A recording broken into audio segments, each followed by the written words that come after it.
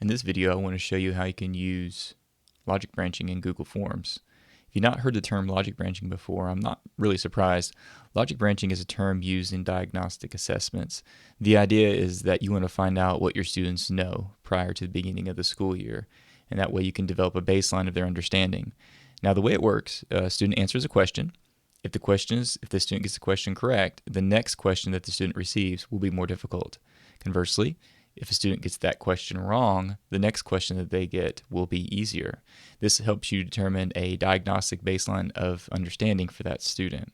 Now, you can do this easily within Google Forms, and to do this, I want to show you what I've done here. I went ahead and created a rock music quiz. So the student's going to answer the first question to determine if they know who this band is that we're talking about. So the idea is for them to read the question and then respond. If they choose, of course, the incorrect response, then they're going to be taken to a section that's going to show them a video of who the band is. So in this case, the answer to this question is AC/DC. If they choose the who, though, notice when they click on that, it says go to section 3. So if I scroll down to section 3, you can see that kids react to AC/DC. The students who's taking this form test, will watch the video and they'll learn about who AC/DC is. Once they finish the video, they can click on this option here, and that takes them to section 2, which gives them more information on AC/DC history. So as you can see, you can go through this entire process, again, scaling up and scaling down the questions to find out what your students know. Now, the trick here is that you have to make sure that each one of your questions is in an individual section. So if I want to link to another question, it has to be linked via a section.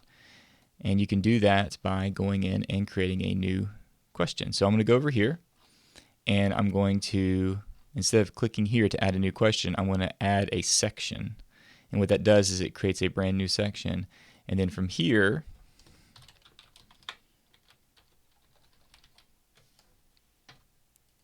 additional questions. So here's my next question.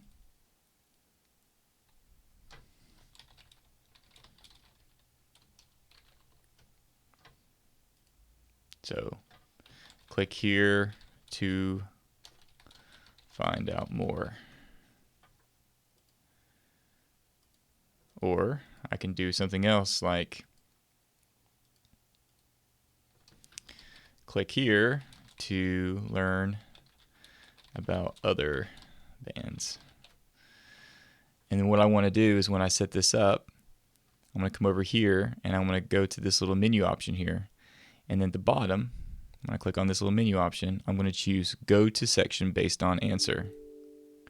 So when I click on that, it opens up this new drawer here. And you can see here that I can actually set this up so that I can go back to the AC/DC history if I'd like. Or if I wanted to have another section card on, say, the Who, I can actually set that up so the students can then go to this section card on the Who. Now, here's a tip. It's best to keep everything organized by titling each section what you want to have happen on that actual question.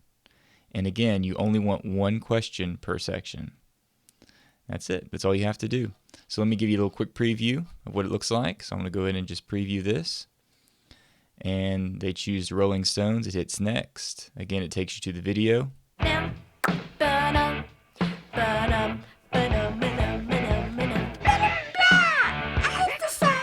All right, so once they watch the video, they learn who AC/DC is, and then they can click here to learn more. And that takes them, again, to this next page.